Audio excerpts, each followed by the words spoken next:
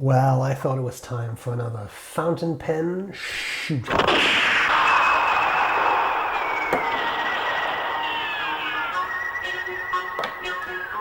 You knew it had to be done.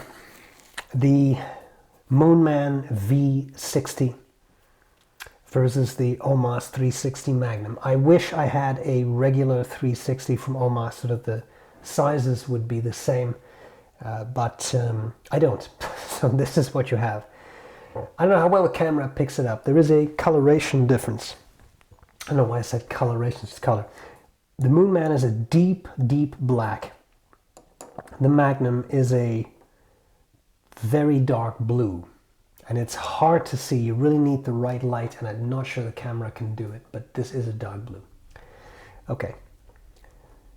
I had a 360. I ended up selling it. I missed it. I ended up buying another one. That was, I think, before OMAS went under. At that point, it cost 500 US. The Mahjons or Moonman, I've seen them under both brand names. I got this one for under $40 Canadian. So 40, it was $36.79 for the pen and then a couple bucks in shipping.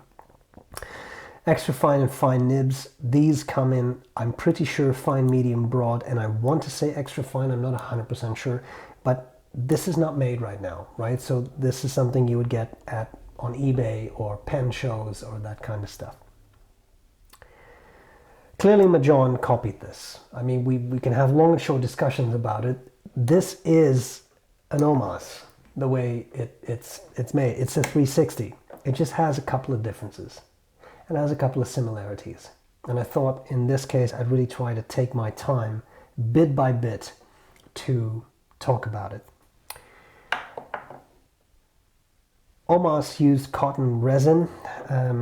I think they use that for the 360 as well. It could be a different resin. In any case, it's a nice feeling pen. So for the record, because it's so similar, this is the original OMAS pen. Very pleasant. Now again, to me, the Magnum 360 is a perfect pen. I find the shape of the section incredibly comfortable with that rounded triangle, rouleau triangle. You see that the nib is slightly off center, but I've done that on purpose because that way it aligns perfectly to the paper for me. These sections are unforgiving, right? You can't hold them like this because then this bottom pointy bit goes straight into your middle finger. It's almost impossible to balance. You have to hold it like this. You can rotate the nib a little bit so that it works for you. Okay, so feeling wise, the OMAS does have a nice feeling. I'm not sure I would say this pen feels a whole lot cheaper. It is a resin, it's well made, it feels pretty good. It's just in this case smaller, but again it would be the same size as a normal 360. Okay, piston turning knob. I don't see much of a difference except that the OMAS pens were just such a pain when it came to their construction. So you will see here, maybe the camera picks it up, there's a little piece of metal, and on the other end you see this kind of hole. That piece of metal ran through part of the piston assembly.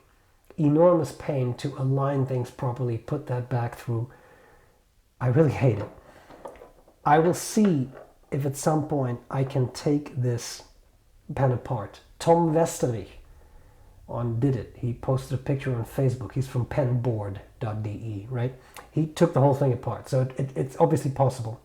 I seem to recall, but I can't operate this turning knob right now because there's ink in it. I seem to recall there were slots for a tool. I have a couple of those. I'm just going to see after this video if I can disassemble it. If I can, I'll do a disassembly line video, okay? But for now, it doesn't have that metal pin, which is just so incredibly annoying. Okay. Both are triangles.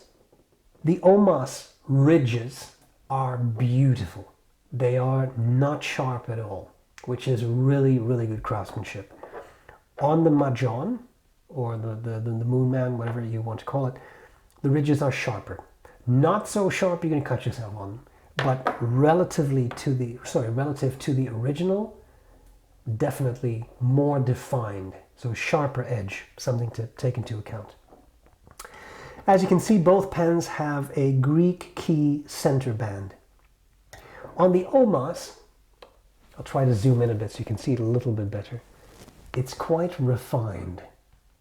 See that? There are multiple lines to it. It looks really quite nice. There is more darker, like that's really, I don't really know how to explain this. There's probably a term for this in jewelry terms, but I don't have that vocabulary, sorry. This has a little bit of texture to it, this sort of band. And likewise, the stuff on the inside has a bit of texture to it. The actual Greek key, these sort of waves, they just seem to be smooth gold. I don't know if it's actual gold, but I mean, that's what it looks like. Now, if you look at the Mahjong, it looks a bit cheaper. It looks a bit cheaper. It's more defined, there's more relief to it, but in my mind, to my non-trained jewelry eye, on top the Mahjong looks a little bit less refined, a bit cruder. It's still nice, just a little bit less refined. The OMAS on the back of the cap just says OMAS and Italy.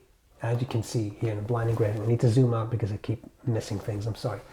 Sorry about that. So here you see OMAS quite clearly on the back of the cap in a blind engraving. The Moonman has a blind engraving that says Moonman, obviously, but that's good. I'm really happy they did that and they were not tempted to put OMAS in here, because then you're talking counterfeit and no longer homage. This is already, in my mind, a bit more than an homage because it's basically a one-to-one copy. But there we are. The ski slope clip, beautiful, in my mind, design element on the 360s. Now there's a difference. You see the two slopes next to each other. In my mind, it looks a little bit more balanced on the OMAS, where this bottom part of the slope is a little bit less pronounced, less far away from the pen than on the Moonman. But it's there. Now, on the OMAS, beautiful and smooth clip. On the Moonman, much tighter. It hurts my thumbnail to put it that far out. It's a very strong pull. Because of the shape, it doesn't really matter. I found that it's fairly easy to put in a pen case, but with a shirt pocket, maybe be a little careful, because I could see this being so tight that it might start to rip fabric. Under the hood, the most important part, isn't it? The nibs. Let's try to zoom in a bit again so I can show you that in more detail. So again, still on top, here we have the Moonman, here we have the OMAS. OMAS was known for its beautiful nibs and its terrible pistons. This nib is fantastic. It's a medium, it's smooth. I have always absolutely loved the arrow design with the tip of the arrow and then the fletching there. I think it looks really, really cool. It was an 18, I want to say, yes, 18K nib. Beautiful, beautiful nib. This on the on the Moonman looks like a number 6 nib, which is quite interesting because I think the regular size OMAS 360, so the size copied by this pen, had smaller nibs. It's the Magnum that had this sort of number 6 equivalent nib. It's nice that the Moonman has the bigger nib. Here too we see a Greek key center band and a second metal ring. The Moonman only has the one metal ring, and again it looks just a little bit less refined, that Greek key, on the Chinese version of that pen. An important point is that the feed on the OMAS was ebonite. Very good flow characteristics. On the Moonman, it's just plastic. But in all honesty, this pen wrote pretty nicely out of the box. It is currently still unaltered. I'm going to make it a little wetter, but I haven't done that yet, so I could give you an honest view in this review. Now, the time has come. I will zoom out a bit. I'm going to start with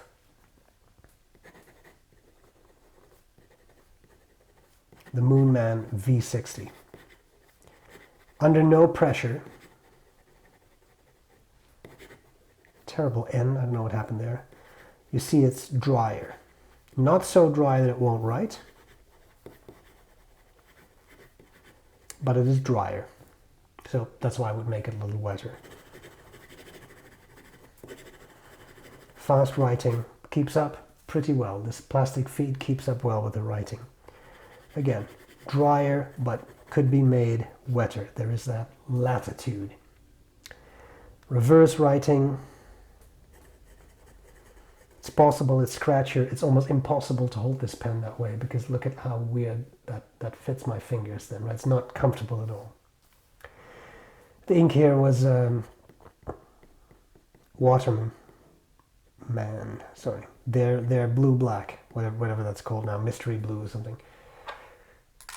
Very solid snap. The OMAS, same ink.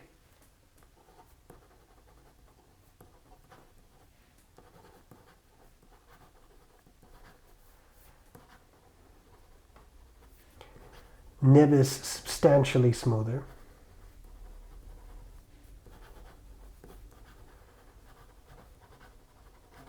Really pleasant writing, really, really pleasant.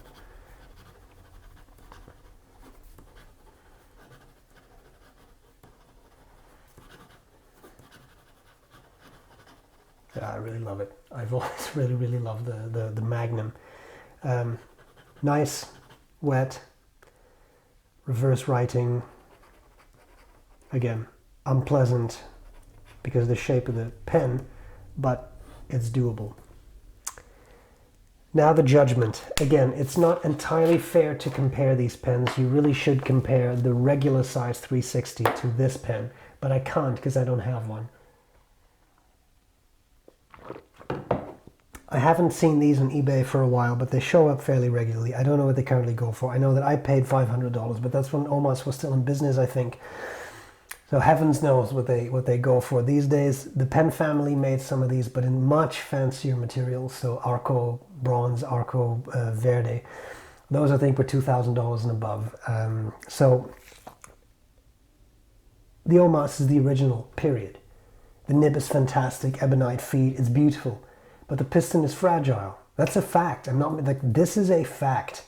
The pistons are fragile. You really need to make sure they're lubricated well, and that's not so easy because the nib and feed on these pens fit in very thin ebonite collars that are very fragile. OMAS, they nailed it with the nibs, and they have some beautiful materials, but you've got to be a bit careful with the inner workings of the pens. If you just want a triangular pen, if you don't care about the brand name, you don't care about whether it's an original or not, buy it. It's a good pen. I've not had any issues with it. I have heard some people who had, I think, a cracked cap. Mine clearly has not cracked. I've been fairly rough with it, just because I do that for the reviews, like I do toss them around a bit. Had no issues. You see, I don't know if the camera picks it up. It's very hard to make this align properly. No, I don't know if it's going to see that, but there is a bit of a micro scratch on the section where the inner cap kind of slides onto the barrel. I don't care. $40 pen, and that's Canadian, not US. So I don't care. This is a user. This is a golden oldie sort of pen that's now no longer made, that I'm careful with. This, I don't care if it falls off my desk. I mean, it doesn't matter. So if you just want a workhorse pen that writes nicely, it's not too expensive, you really want to try out the triangular section, you could do a lot worse than buy this. It's pleasant to hold, it writes nicely. I'm going to make it a little wetter. It's going to be fantastic, I already know. I have a lot of fun with it.